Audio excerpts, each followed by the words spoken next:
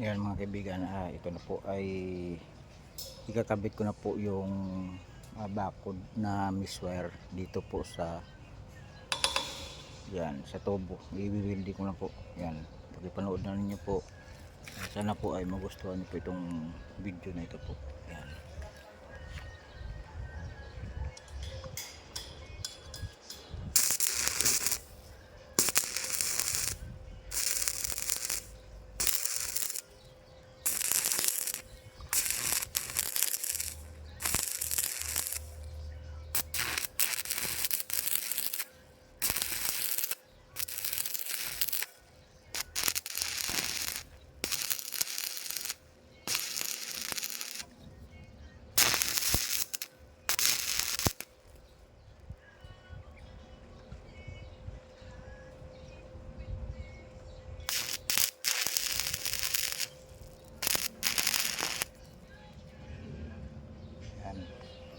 Ayan po mga kaibigan, kasi po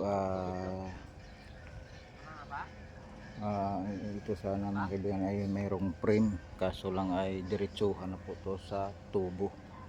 Ayan, yan lang po para po ay sa madalian lang po. Yan, maraming salamat po sa inyo dyan.